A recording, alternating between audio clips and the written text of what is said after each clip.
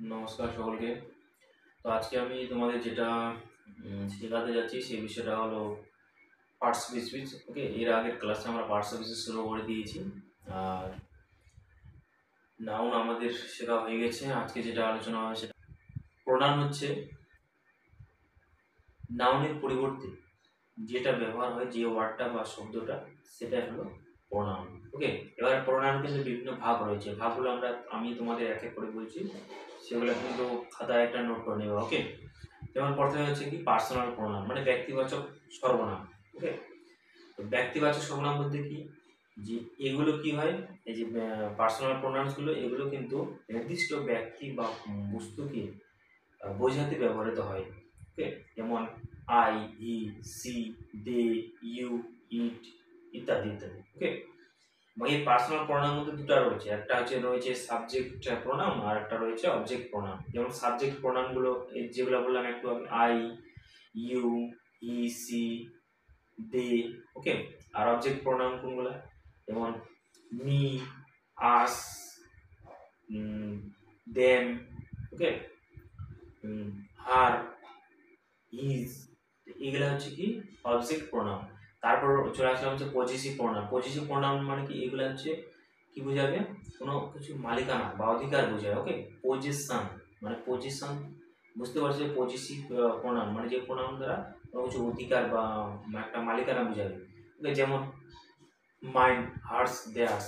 যেমন যদি বলি আমি দিস বুক ইজ মাইন, এই বইটা আমার, তাহলে মাইন্ডটা আমার অধিকারে আছে, ওই জন্য এটা হলো পজিটিভ প্রোনাউন। ওকে, তারপরে চলে আসলাম ইন্টারোগেটিভ প্রোনাউন। তো এগুলো কি প্রশ্ন জিজ্ঞেস করতে ব্যবহার হয়, যেমন হু, হোম, হুইচ, হোয়াট। ওকে, যেমন হু ইজ স্ট্যান্ডিং দেয়ার, কে ওখানে দাঁড়িয়ে আছে, আমি তো জানি না কে না কে দাঁড়িয়ে আছে, কিন্তু বলছি কে দাঁড়িয়ে আছে। ওকে, তাহলে ওই জন্য হচ্ছে হু, এটা হলো কি ইন্টারোগেটিভ প্রোনাউন। তারপর ইনডিফিনিট প্রোনাউন। ইনডিফিনিট মানে অনির্দিষ্ট সর্বনাম। এমন কি নির্দিষ্ট কোনো ব্যক্তি বস্তুকে না বোঝায় না, নির্দিষ্ট কোনো ব্যক্তি বস্তুকে বোঝায় না, এটা হলো অনির্দিষ্ট। যেমন সামওয়ান, এনিওয়ান, মেনি, অল। ওকে, এনিবডি, এগুলা হচ্ছে কি যে ইন্ডিপেন্ডেন্ট প্রোনাউন। ঠিক আছে, যেমন সামওয়ান, এক্সাম্পল দিচ্ছি তোমাদের একটা, যেমন someone has stolen my wallet, কেউ একজন কি করেছে, আমার ওয়ালেটটা চুরি করে নিয়েছে। আমি তো জানি না কে না কি করেছে, তাহলে এটা হচ্ছে ইন্ডিফিনিট প্রোনাউন। তারপরে এবার চলে আসলাম তোমাদের রিফ্লেক্সিভ প্রোনাউন। রিফ্লেক্সিভ প্রোনাউন মানে কি আত্মপ্রতীক সর্বনাম। ওকে, মানে রিফ্লেক্সিত হয়ে আসবে, যেটা প্রতিফলিত। যেমন I saw myself in the mirror, আমি নিজেকে আয়নাতে দেখলাম। ওকে, তাহলে এটা কি হলো, যে একটা রিফ্লেক্সিভ প্রোনাউন। ওকে, যেমন myself, ourself, themself, himself. Okay, herself, এগুলো হলো রিফ্লেক্সিভ প্রোনাউন। এরপর তারপরে চলে আসলাম রেসিপ্রোকাল প্রোনাউন। রেসিপ্রোকাল মানে কি বলতো, যে দুই বা ততোধিক ব্যক্তি বস্তুর মধ্যে একটা কি বোঝাবে, বা সম্পর্ক বোঝাবে। ঠিক আছে, দুই বা ততোধিক ব্যক্তি বস্তুর মধ্যে একটা সম্পর্ক বোঝাবে, যেমন ইচ আদার, ওয়ান অ্যানাদার। ওকে, দে, আমি উদাহরণ দিচ্ছি, দে লাভ ইচ আদার, তারা একে অপরকে ভালোবাসে। তাহলে ইচ আদার হলো এটাতে। ঠিক আছে, দে রেসপেক্ট ইচ আদার, তারা একে অপরকে শ্রদ্ধা করে, এটা একটা হলো। তো এরকম এগুলো হচ্ছে রেসিপ্রোকাল প্রোনাউন। আর রিলেটিভ প্রোনাউন কি, রিলেটিভ প্রোনাউন এগুলো হচ্ছে দুই বা ততোধিক বাক্যকে যুক্ত করতে ব্যবহার হয়। ঠিক আছে, যেমন the boy who stood first in the class is my best friend, মানে বালকটা যেটা ক্লাসে প্রথম হয়েছিল সে আমার ভালো বন্ধু। তাহলে এটা কি আমি যুক্ত করলাম হু দিয়ে, তাহলে এটা হচ্ছে কি একটা রিলেটিভ প্রোনাউন। তারপরে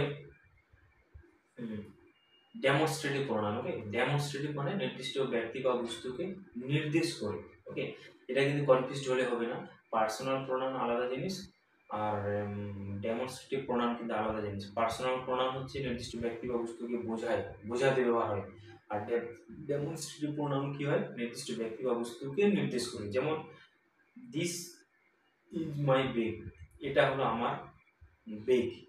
দিস ইজ মাই বুক, এটা হলো আমার বই। তাহলে আমি নির্দেশ করে দিচ্ছি যে এটা, this, that. Okay, this, that, এগুলা হলো কি ডেমনস্ট্রেটিভ প্রোনাউন। তারপর রয়েছে ডিস্ট্রিবিউটিভ প্রোনাউন। ডিস্ট্রিবিউটিভ প্রোনাউন কি কি, এটা হচ্ছে নির্দিষ্ট কোনো ব্যক্তি বস্তুকে আলাদা করে বোঝাবে। ওকে, মানে ব্যক্তি বস্তুদেরকে আলাদা, সেপারেট ভাবে বোঝাবে, আলাদাভাবে।